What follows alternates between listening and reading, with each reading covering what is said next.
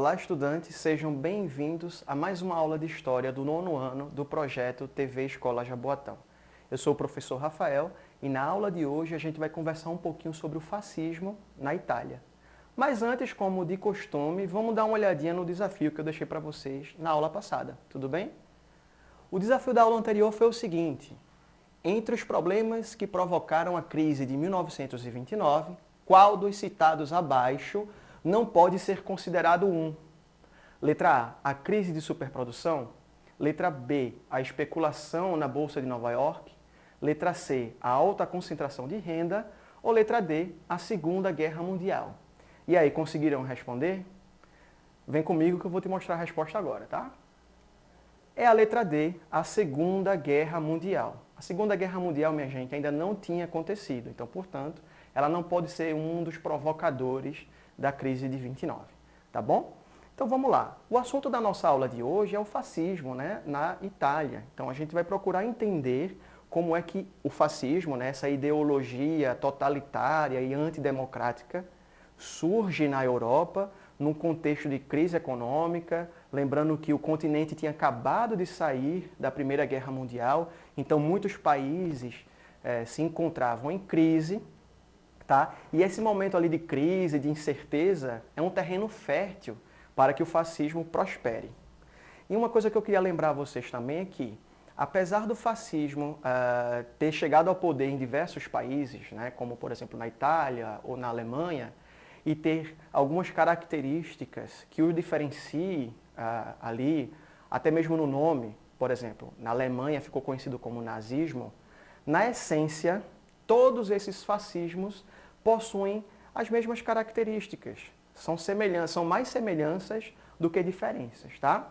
Mas vamos entender então, nesse primeiro momento, um conceito de fascismo, quais são as características do fascismo e como ele chegou ao poder lá na Itália, tá bom?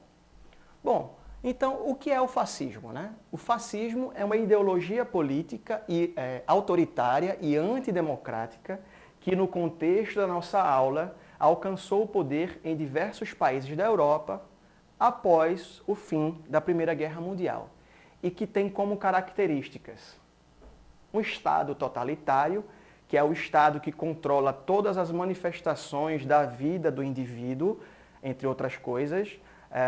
O Estado totalitário, ele controla o que você assiste, o que você ouve, o que você lê, através, por exemplo, da censura. O autoritarismo também é bem marcante nesses regimes, ou seja, a gente vai ter a figura de um ditador que conserva muito poder e muita autoridade. E essa autoridade ela não pode ser questionada. Caso contrário, será reprimida.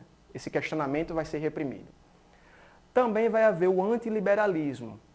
E antiliberalismo aqui é no sentido econômico, tá? Liberalismo econômico é aquela doutrina econômica que diz, entre outras coisas, que o Estado não pode interferir na economia. Como o Estado fascista costuma interferir na economia, então ele é antiliberal. O militarismo também vai ser uma característica muito forte, porque o Estado fascista ele é muito repressor.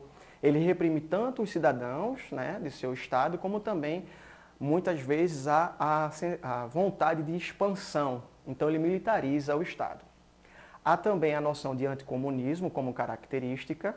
O nacionalismo também se faz presente, ou seja, há ali uma idolatria, vamos dizer assim, aos símbolos nacionais, a ponto de, muitas vezes, passar a se odiar o que eles consideram de fora, o que eles consideram estrangeiro, por exemplo. Há também o culto à personalidade, ou seja, a figura do ditador ela passa a ser idolatrada, e também o uso massivo, o uso intensivo de propaganda, que vai ter uma dupla função, a de espalhar a ideologia fascista e também promover a figura do ditador. Bom, então vamos agora entender como é que o fascismo aconteceu lá na Itália. Para isso, a gente vai conhecer um pouco o líder do regime fascista italiano, que foi o Benito Mussolini, né? Quem foi Mussolini? Foi o líder máximo da Itália entre os anos de 1922 e 1945, ano do fim da Segunda Guerra Mundial. Mussolini lutou na Primeira Guerra Mundial e foi o criador, o idealizador do movimento fascista, sendo o primeiro governante totalitário da Europa a chegar ao poder no período, servindo de inspiração para diversos outros líderes políticos, como, por exemplo, o Adolf Hitler na Alemanha, o Francisco Franco na Espanha e até a Getúlio Vargas aqui no Brasil. Bom, vamos fazer agora um breve histórico da ascensão, da subida do fascismo ao poder na Itália, tá? Então, a Itália estava ali num período de crise econômica. A Itália venceu a Primeira Guerra Mundial, mas não participou ali da partilha, né, do Tratado de Versalhes. Então, o clima era de crise econômica, com greves de trabalhadores se espalhando por todo o país. E aí, nesses movimentos grevistas, a esquerda ela começa a liderar esses movimentos e a avançar politicamente na Itália. E isso vai assustar os empresários italianos e Benito Mussolini, como liderança política, vai tentar frear, né, o avanço da esquerda. E aí, com isso, ele vai contar com o apoio dos empresários. Em 1921, Mussolini vai fundar o Partido Nacional Fascista, que em pouco tempo, esse partido ali vai passar a contar com cerca de 20 mil filiados e diversos deputados eleitos.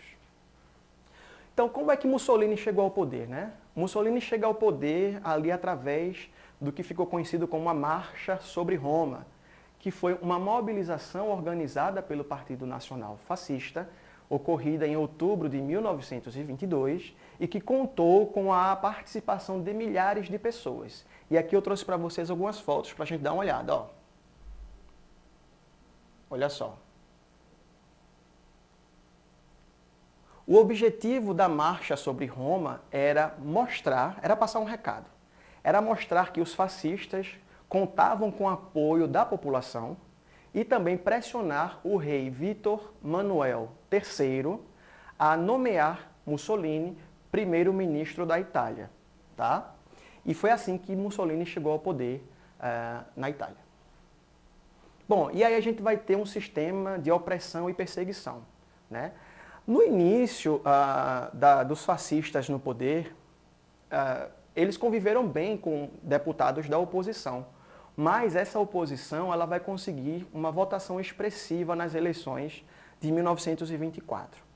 Porém, a consequência dessa expressividade nas eleições para a oposição vai gerar uma onda de violência, porque os camisas negras vão reprimir violentamente, não só os eleitores da oposição, como também os deputados da oposição.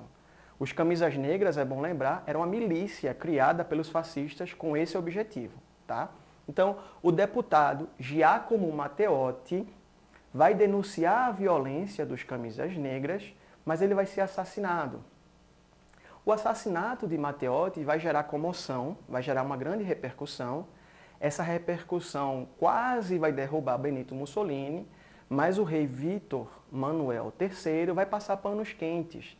E essa suavidade na punição dos responsáveis pelo assassinato vai fazer com que o regime fascista endureça ainda mais. E aí, continuando, todos os partidos políticos foram proibidos, com exceção do Partido Fascista. O direito à greve foi abolido.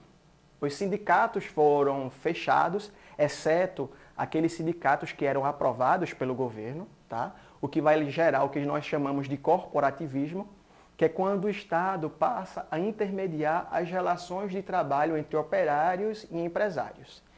E aí, vai ser criada a Carta del Lavoro, em 1927, ou traduzindo para o português, a Carta do Trabalho, que foi um documento que cria instrumentos de controle do trabalhador pelo regime fascista. Tá bom?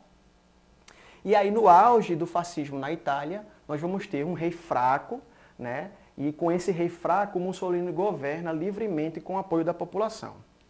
Mussolini também vai assumir o título de Duce, ou chefe, o que já mostra aí um certo culto à sua personalidade. Mussolini vai impedir o crescimento do comunismo na Itália. A Itália, naquele período, vai sentir poucos efeitos da crise de 1929. O fascismo aniquilou a oposição, uma vez que os deputados e os opositores foram exilados em outros países ou assassinados, e tomou medidas econômicas que impulsionaram a indústria e o incentivo à produção de alimentos. Nesse período, por exemplo, a Itália se tornou autossuficiente na produção de grãos, como o trigo, por exemplo. E aí, antes de me despedir, eu deixo com vocês um desafio, que é o seguinte: qual dessas não é uma característica do fascismo? Letra A, Estado totalitário. Letra B, o militarismo. Letra C, o culto ao líder. Letra D, a perseguição e a repressão a opositores. E letra E, o pouco uso de propaganda. Com essa eu me despeço e aguardo vocês no próximo encontro. Até lá!